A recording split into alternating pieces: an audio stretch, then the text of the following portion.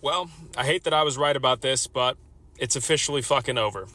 Just a few hours ago, the United States House of Representatives voted to pass the 2027 National Defense Authorization Act, including Section 219, which was the whole part that said the United States and the Israeli militaries will merge. It's done. The only thing left now is it has to go to the Senate. I would be extremely shocked if it did not pass the Senate. It will likely pass there, which means it's official. The total vote count was 219 to 206. Only one Republican voted against it, to nobody's surprise. That's Thomas Massie. We talked about his tweets yesterday. 5 Democrats voted in favor of it. I will give some credit to Democrats here. I thought that number was going to be a lot higher. Now, don't get it twisted. Everyone who voted in favor for this has literally just committed treason, and I'm not exaggerating. So these 5 Democrats and all the other Republicans that voted to approve this are all domestic terrorists and should be tried for treason. Listed above my head here are the 5 Democrats who voted in favor for it. We got Don Davis out of North Carolina, Jared Golden out of Maine, Adam Gray out of California, Vicente Gonzalez out of Texas, and Marie Gluesenkamp-Perez out of Washington. Utterly despicable.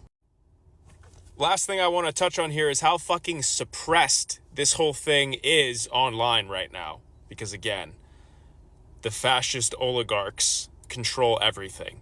If you Google this right now, which I just did 5 minutes ago, there is one article that comes up today under the news tab, and it's from something called Legis One. I have no disrespect to them, but I've never heard of that in my fucking life. Everything else is at least a day old.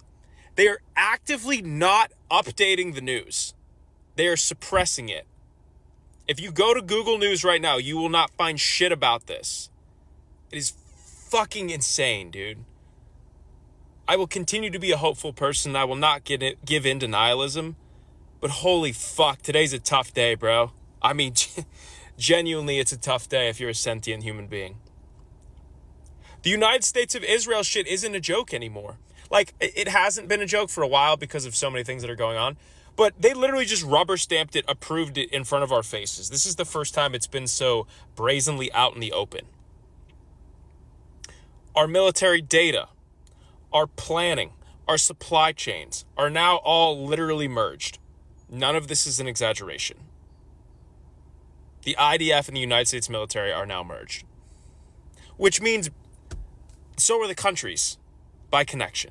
The entire House of Representatives, every Republican but 7 today, just voted to merge the U.S. military, the $1.5 trillion a year U.S. military, with the tiny reserve force IDF. Does that help us? No, of course it helps them. Merge American intelligence, the 19 intel agencies, with Mossad. What? Basically a humiliation ritual. Whatever you want, Israel. If it hurts us, that's fine. Actually, it feels good to sacrifice for you. Like, everyone in the entire government is Mike Huckabee now.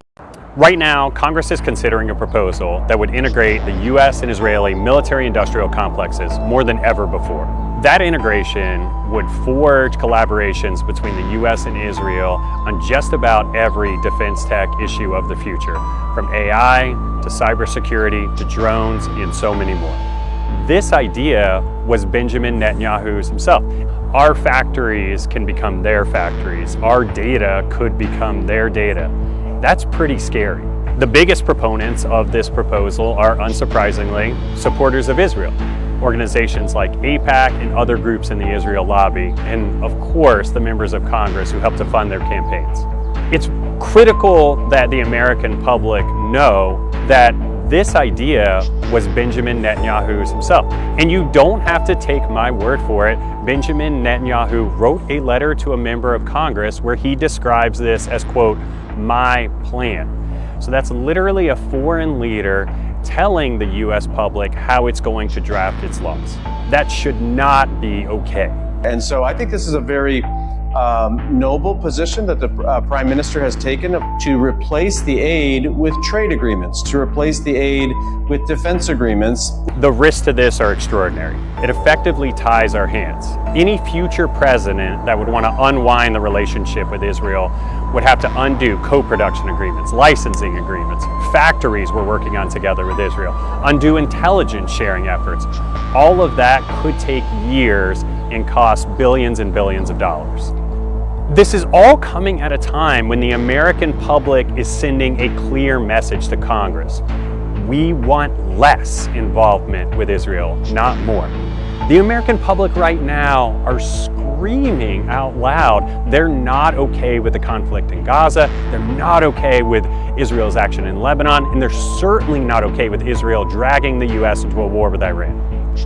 I think Americans should be pissed off about this. You know, if you're an American citizen, you expect your government to have a foreign policy that promotes American interests, not the interests of a foreign country. Whether that country is Israel or not, you want a foreign policy that's good for you.